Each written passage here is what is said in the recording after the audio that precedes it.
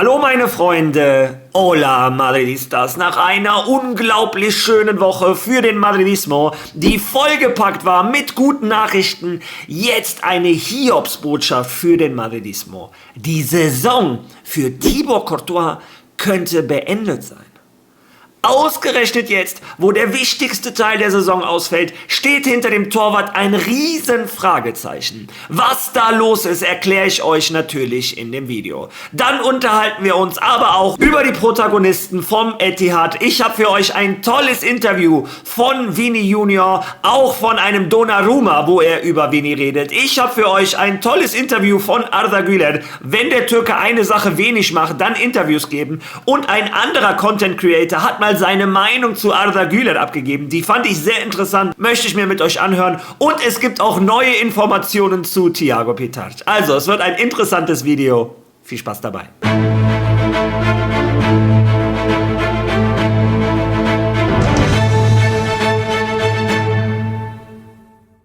Ja, lasst uns dieses Video mit guten Nachrichten starten. Gestern war das Viertelfinale der Youth League und Real Madrid, die U19, hat Sporting Lissabon empfangen. Bevor ich euch das Ergebnis sage, obwohl mein Grinsen verrät schon einiges, möchte ich euch aber auch diese Szene zeigen. Der Trainer der ersten Mannschaft von Real Madrid hat jeden einzelnen Spieler vor dem Spiel abgeklatscht, stand vor der Kabine, hat ihnen nochmal Mut zugeredet und sowohl ein Arbeloa als auch ein Thiago Pitart und ein Manuel Ángel saßen auf der Tribüne gestern um 14 Uhr im Alfredo Di Stefano und haben zugeschaut, wie die U19 von Real Madrid mit 2:1 gegen Sporting Lissabon gewonnen hat. Die Jungs von Real Madrid ziehen somit in die Final Four ein. Die Gegner, die da auf sie warten, sind Paris Saint-Germain, Benfica Lissabon und Club Brügge. Also das sind die 4 Mannschaften. Eine von diesen 4 Mannschaften gewinnt dieses Jahr die Youth League. Ich drücke natürlich unseren Jungs die Daumen. Aber ich glaube, es motiviert die auch, wenn die sehen, der Trainer der ersten Mannschaft ist da. Ich könnte den Sprung jederzeit schaffen. Ja, auf jeden Fall gute Nachrichten für den Madridismo. Und wenn wir schon über Jugendarbeit und Thiago Pitart reden, glaube ich, ist das nächste Thema das passende. Thiago Pitart steht vor einer großen Entscheidung, die auch wichtig sein könnte für den Madridismo. Abgesehen davon, dass ich natürlich Spanier bin und mir den in unserer Nationalmannschaft wünsche, muss er sich entscheiden, wie der letzte Stand der Dinge ist und warum das wichtig ist für Real Madrid, erkläre ich euch nach diesem Video. Will uns jemanden, ich spreche nicht mehr von Vereinen, sondern Thiago Pitart für die spanische Nationalmannschaft wegnehmen? Nun, ihr wisst ja, was die Nationalmannschaft betrifft. Die Großeltern väterlicherseits von Thiago Pitart sind aus Marokko und der marokkanische Verband hat sich für Thiago interessiert, so wie es damals auch bei Brahim Diaz der Fall war. Also Marokko will Thiago Pitart holen? Ja, Thiago ist mit Spanien zur U20 WM gefahren, aber wir wissen alle, dass nichts endgültig ist, bis dich die A-Nationalmannschaft ruft. Korrekt. Bis zu diesem Moment kann sich alles ändern. Laut Quellen aus dem engsten Umfeld von Thiago Pitart, also wir haben mit Ihnen gesprochen, erzählen Sie uns, dass Thiago für Spanien spielen möchte. Ganz ruhig, ganz einfach. Thiagos Herz schlägt für Spanien. Bei Real Madrid glaubt man, dass er alles Schritt für Schritt, Spiel für Spiel und bodenständig angeht. Für die Nationalmannschaft wäre es am natürlichsten zuerst die U21 zu durchlaufen. Was wäre aber zum Beispiel am Freitag? Wenn Luis de la Fuente ihn berufen wollte, würde der Junge keine Sekunde zögern und Thiago würde zum Nationalspieler der spanischen Mannschaft aufsteigen. Geben wir ihm sein Debüt und die Diskussion ist beendet.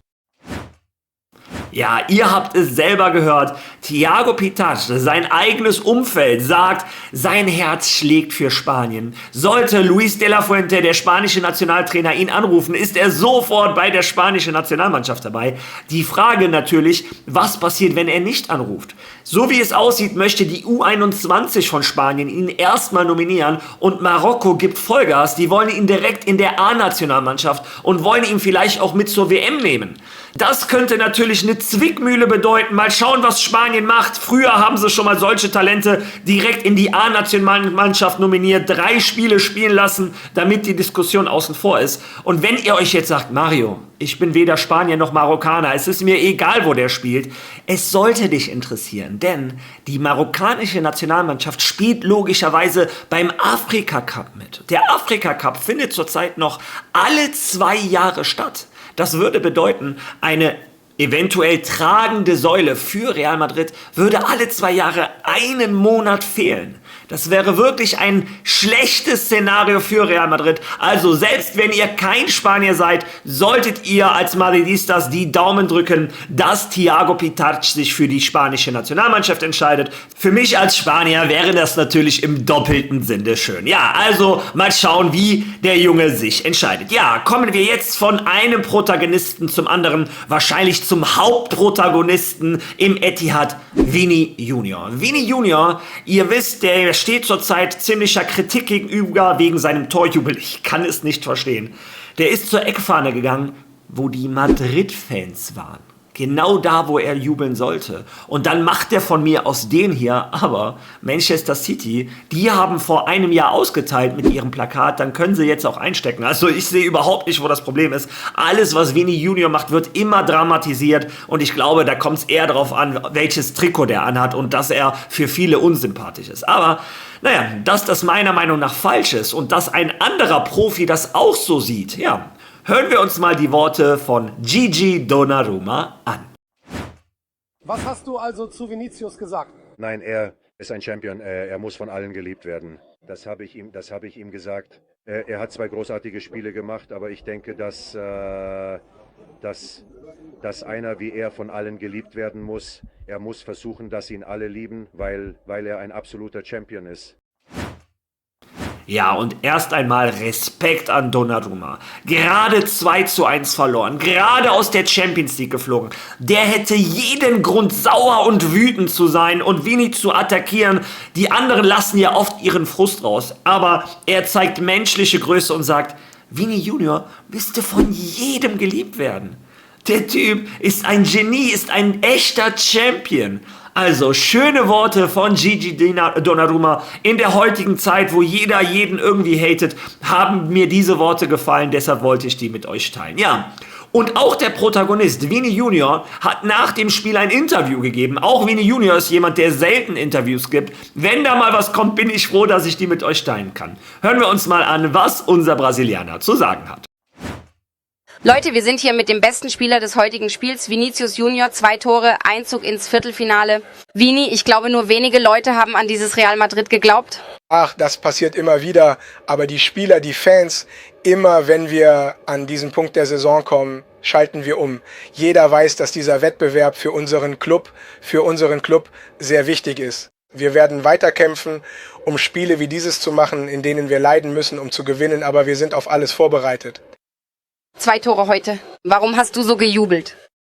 Ach, weil der Fußball sehr lang ist und sie mich in der letzten Saison provoziert haben. Und heute konnte ich die Feier machen, von der ich fand, dass sie notwendig war. Vini, schau, 16 Tore in K.O.-Spielen der Champions League. In den letzten 10 Saisons hat kein Spieler an so vielen Toren in K.O.-Spielen der Champions League mitgewirkt wie du. Nur 5 Spieler in der Geschichte von Real Madrid haben da mehr Tore als Vinicius Junior in der Champions League erzielt. Ist dir bewusst, wie groß du für diesen Wettbewerb schon bist? Ich schaue mir die Zahlen nicht an. Ich habe immer einfach das Gefühl, dieses Trikot jeden Tag tragen zu dürfen, was schon als Kind mein Traum war, hier zu sein, mit großartigen Spielern, großartigen Freunden. Und es ist immer wichtig, Tore zu schießen. Heute habe ich ein paar Chancen vergeben, aber es mussten nicht so viele sein. Deshalb war es wichtig. Ich hoffe, dass diese Tore in den nächsten Spielen kommen, dass ich weiterhin Tore schießen, Vorlagen geben und dem größten Club der Welt helfen kann. Bayern könnte als nächstes kommen. Es wird wieder ein schweres Spiel, aber wir sind vorbereitet. Das ist der Wettbewerb, du musst die Besten schlagen, um zu gewinnen. Ja, und ich könnte nicht begeisterter sein. Zum einen immer sehr sympathisch, zum anderen sagt er selber, ich habe sehr viele Torchancen liegen lassen. Also der stellt sich nicht hin als der Krösus oder was auch immer. Er weiß, er hat eine Menge liegen lassen. Hoffentlich ist das gegen die Bayern anders. Hoffentlich verwertet er da seine Torchancen, aber auch wieder über Madrid geredet hat.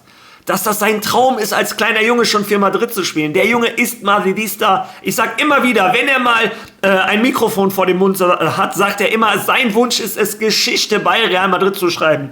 Ich glaube, die Vertragsverlängerung begeht schon in die richtigen Wege. Und zu guter Letzt hat er halt auch erklärt, warum er die Geste gemacht hat. Ja, Leute, das ist Fußball. Also mir hat dieses Interview sehr, sehr gefallen. Eure Meinung dazu könnt ihr gerne in den Kommentaren lassen. Ja, und wenn wir schon mal bei Interviews sind von Spielern, die selten eins geben, dann passt Arda Güler ziemlich genau.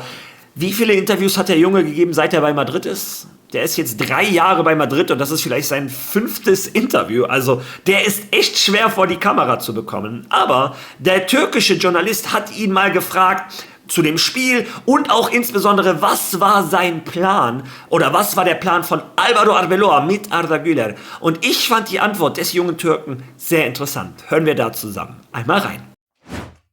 Ihr seid eine Runde weiter und dein Spiel war wichtig. Du hast viel beigetragen. Was fühlst du heute Abend? Deine Ballkontakte und die Pässe, die du gespielt hast, waren wirklich sehr wirkungsvoll. Vielen Dank, Bruder, für deine Worte. Natürlich sind wir in erster Linie sehr glücklich, weil wir die Runde überstanden haben und sowohl im Heimspiel als auch im Auswärtsspiel als Mannschaft eine sehr wichtige Leistung gezeigt haben, den Gegner dominiert und das Spiel gewonnen haben. Wir wollen diesen Pokal unbedingt gewinnen. Du hast ein Wahnsinnstor erzielt. Wir sprachen mit spanischen Kollegen. Ich habe auch Arbeloa gefragt. Du hast es übrigens zum 3. Mal versucht. Was hast du dabei gefühlt? Du sagst zwar, dass du dieses Tor nicht wirklich beschreiben kannst. Das ist fast schon deine typische Bewegung, dein Markenzeichen, oder? Ja, Bruder, ich probiere das manchmal gerne von dort aus. Als ich den Ball bekam, habe ich gesehen, dass der Torwart weit draußen stand. Da ich oft defensiv als 6er oder 8er spiele, habe ich mir die Chance erarbeitet. Ich bin glücklich über das Tor. Wenn man auf die 5 großen Ligen schaut, gehörst du wirklich zu den Spielern mit den meisten Assists und den meisten herausgespielten Torchancen. Deine Rolle wird auch immer größer. Wie fühlst du dich bei den Spielen im Bernabeu? Zum Beispiel hast du in diesem Spiel echte Führungsqualitäten gezeigt. Du warnst deine Mitspieler, nimmst den Ball und bringst dein Team zur Ruhe. Wie siehst du deine eigene Rolle? Und deine Rolle im Team wird auch immer größer. Natürlich fühle ich mich im Mittelfeld viel wohler, wenn ich dort spiele. Ich kann viel mehr am Spiel teilnehmen. Manchmal lasse ich mich zurückfallen, hole den Ball und kann das Spiel aufbauen. So kann ich auch mehr Chancen kreieren. Aber ich spiele auch sehr gerne auf der 10, denn dort kann ich mehr Assists geben und mehr zum Ergebnis beitragen. Aber ich versuche im Rahmen der Erwartungen des Trainers mein Bestes zu geben. Was sind seine Erwartungen? Worüber sprecht ihr zum Beispiel in der Umkleidekabine? Heute hätte ich zum Beispiel etwas mehr zwischen den Linien spielen können, aber manchmal habe ich Fran Garcia auf die Außenbahn geschickt und bin selbst zurückgefallen. Er wollte, dass ich dort den Ball bekomme und das Spiel aufbaue. Ich denke zum Glück, dass ich das gut gemacht habe. Was habt ihr erwartet, als ihr zum ersten Mal auf Manchester City getroffen seid? Wie war es heute für dich? Natürlich war dieses Spiel durch das 3:0 und die frühe rote Karte für euch etwas einfacher. Ja, ich denke, wir haben das Spiel dominiert. Sowohl im Ballbesitz als auch in der Defensive. Denn manchmal haben wir den Ball dem Gegner überlassen, aber wir haben ihnen nicht viele Chancen zugelassen. Wir haben unser Bestes gegeben. Ich denke, wir haben auch die Erwartungen des Trainers erfüllt, sowohl im Spiel als auch im Spielaufbau. Und deshalb bin ich sehr glücklich. Ja, und ich bin immer wieder erstaunt, wie reif ein Arda Güler in seinem jungen Alter schon ist. Der redet gefühlt wie so ein 35-Jähriger. Er macht auch ganz klar, ich würde natürlich lieber auf der 10 spielen, dann kann ich im letzten Drittel der Mannschaft helfen mit Assists etc. Und das macht er am besten von der ganzen Mannschaft. Aber er sagt auch, wenn die Mannschaft mich im Spielaufbau braucht, dann helfe ich auch da. Also ich muss sagen, seine Leistung, so blöd es sich anhört, und viele werden mich jetzt haten, was ich sage, seine Leistung hat Arbeloa recht gegeben. Der hat nicht nur hinten links unglaublich gut geholfen, aber von dieser tiefen Position. Wie hat er bitte Fran Garcia alleine aufs Tor geschickt? Wie hat er bitte Vini Junior genau von der Position 2-mal aufs Tor geschickt? Also für mich war das, wie gesagt, das beste Spiel im Trikot von Real Madrid. Vielleicht muss es nicht die 10 sein, vielleicht diese linke Rolle. Naja, auf jeden Fall hat er mir sehr gut gefallen. Und ich bin nicht der Einzige, denn auch Managing Madrid, da hat mal jemand anderes seine Meinung zum Spiel von Arda Güler gesagt, damit es nicht heißt, dass ich immer der Arda-Fanboy bin. Hören wir uns mal an, was ein anderer über den jungen Türken gesagt hat. Ich will von niemandem hören, dass Güler nicht für große Spiele gemacht ist. Nenn mir etwas, das intensiver ist als heute Abend. City jagt Real Madrid. Sie müssen mindestens 3 Tore schießen und üben dabei so viel Druck aus. Nicht nur auf Güler, sondern auch auf Batshuayi, auf Fede Valverde, auf Dean Huijsen. Arda Güler heute Abend. Seine Ruhe am Ball, wie er sich zurückfallen lässt, ruhig bleibt, elektrisierend. Er hat alle in der Abwehrreihe und im Mittelfeld beruhigt und er hätte 2 Assists haben müssen, 2 unglaubliche Pässe auf Vinicius. Arda Güler Hut ab vor dir, Mann, denn in diesem Spiel sah er für mich buchstäblich aus wie ein 27, 28, 29, 30-Jähriger. Das sind die Leistungen, die man sich von erfahrenen, routinierten Ballverteilern im Mittelfeld wünscht. Und genau das haben wir heute Abend von Arda Güler bekommen. Und wie viel Kritik dieser Kerl einstecken muss für... Er ist ein 21-jähriger Junge, der jedes Jahr besser wird, in seine Rolle hineinwächst. Und dieses Jahr wurde er gebeten, etwas tiefer zu spielen, um Spielern Platz zu machen, die in offensiveren Zonen agieren, weil wir einen Ballverteiler aus der Tiefe brauchen und er passt sich langsam daran an. Und heute Abend fand ich ihn großartig. Ja, und diejenigen, die den Watchalong mit mir zusammen gesehen haben, wissen, dass das genau das Gleiche ist, was ich gesagt habe. Nämlich, welche Ruhe er der Mannschaft vermittelt hat.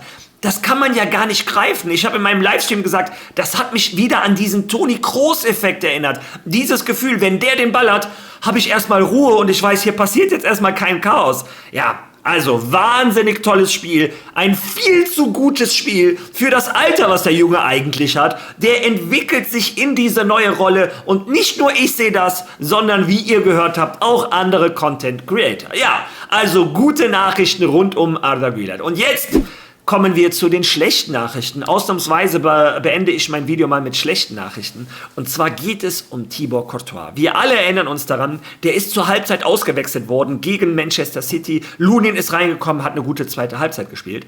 Aber wir haben uns Sorgen gemacht. Es kam erst einmal Entwarnung aus Seiten von Real Madrid. Ja, und AS, die spanische Tageszeitung, hat uns gestern diese Entwarnung mal um die Ohren gehauen. Lesen wir uns mal diese Information zusammen durch. Besorgnis um Courtois. Erste Untersuchungen deuten auf einen Riss im rechten Adduktorenmuskel hin, nicht auf eine Überlastungsverletzung. Ein Einsatz im Derby ist so gut wie ausgeschlossen. Die endgültige Diagnose wird morgen gestellt, also heute. Courtois fällt im Derby praktisch aus. Mit jeder Stunde verschlechtert sich sein Zustand. Oh Mann, noch ist keine akute Verletzung, doch die Anzeichen deuten auf eine ernste Lage hin. Erste Untersuchungen lassen auf einen Riss im rechten Adduktor schließen. Nun stellt sich die Frage nach dem Schweregrad, denn der Unterschied zwischen einem Mikroriss und einem größeren Riss kann darüber entscheiden, ob das Viertelfinale der Champions League gefährdet ist oder nicht. Die Einschätzung aus dem Etihad-Stadion, dass es sich nur um eine leichte Zerrung handelt, schwindet jedoch. Aktuell stehen die Chancen schlecht, dass er am Sonntag im Bernabeu spielen kann. Lunin wärmt sich auf. Und das, was ich euch jetzt einblende, lese ich euch nicht vor, aber ihr könnt es entweder selber lesen, aber ihr seht die Überschrift schon. Das war während des Aufwärmens. Während des Aufwärmens hat er schon Schmerzen gespürt, ist in die Kabine gegangen und er und das Medizinteam zusammen haben die Entscheidung getroffen, es ist ein wichtiges Spiel, wir riskieren. Und ich kann mir nur an den Kopf fassen, wieder das medizinische Team von Real Madrid. Das kann doch nicht euer Ernst sein.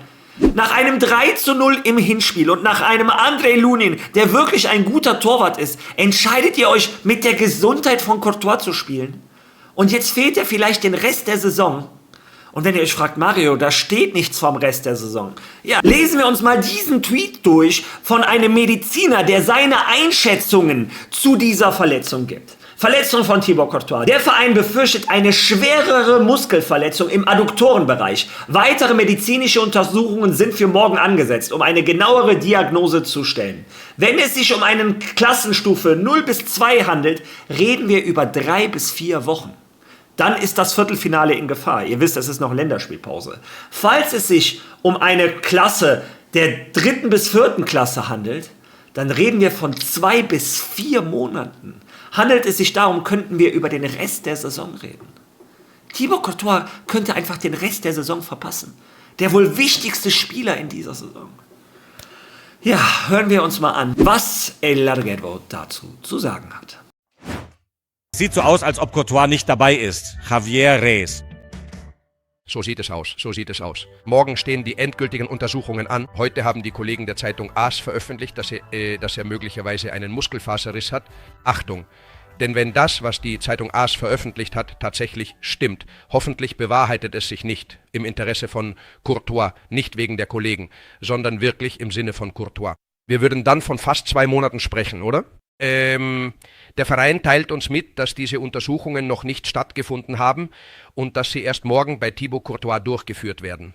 Gestern ging er durch die Mixed Zone, ungefähr um diese Uhrzeit, und wir haben ihn gefragt. Arbeloa war optimistischer und Courtois sagte, schauen wir mal, was die Untersuchungen ergeben. Deshalb muss man immer 48 Stunden abwarten, um zu sehen, wie es um den rechten Adduktor steht. Aber es ist schon besorgniserregend, dass Courtois nicht dabei ist. Jetzt sprechen wir über Lunin. Ich spreche nicht gerne über diejenigen, die zu spät kommen, aber ich hebe gerne diejenigen hervor, die früh da sind, und dieser hier ist der Erste, der ankommt. Und das ist bemerkenswert, denn er ist der Ersatztorwart des besten Torwarts der Welt und lässt trotzdem nicht nach. Und gestern kam er dann rein und spielte eine sehr gute zweite Halbzeit. Und vor 2 Jahren war Courtois ein Jahr lang wegen eines Kreuzbandrisses außer Gefecht und Lunin glänzte, weil er hart arbeitet und ein guter Torwart ist. Und ich hebe gerne diejenigen hervor, die sich wirklich reinhängen. Und in diesem Fall denke ich, dass Lunins tägliche Arbeit hervorgehoben werden sollte. Ja, ihr habt es selber gehört. Heute sind die Untersuchungen, also Leute, drückt die Daumen, Stoßgebete in den Himmel. Das wäre eine absolute Horrornachricht. Mir persönlich hat es so ein bisschen den Boden unter den Füßen weggezogen. Nichts gegen Andrei Lunin. Wie ihr auch gerade in dem Clip gehört habt, Andrei Lunin ist immer der Erste auf dem Trainingsgelände, gibt immer alles, ist ein toller Torwart. Aber Thibaut Courtois ist der beste Torwart der Welt, aller Zeiten wahrscheinlich. Der kann dir so eine Champions League gewinnen. Der kann den Unterschied machen. Und wenn ausgerechnet er fehlt, ja, wie gesagt, das wäre für mich mit der schlimmste Ausfall, den Real Madrid haben kann. Ja. Ich bin gespannt, was eure Meinung zu diesem Video ist. Lasst mir eure Meinung zu Thiago Pitarch, Vini Junior, Arda Güler und Thibaut Courtois bitte in den Kommentaren. Wenn ihr schon mal da seid, seid so nett, drückt auf Like, teilt dieses Video, lasst ein Follow da, wenn ihr das noch nicht gemacht habt. Wir sind ganz, ganz knapp vor den 26.000. Würde mich riesig freuen, wenn ihr mich da unterstützt. Und wir sehen uns morgen wieder, hoffentlich mit besseren Nachrichten. Also, bis dahin.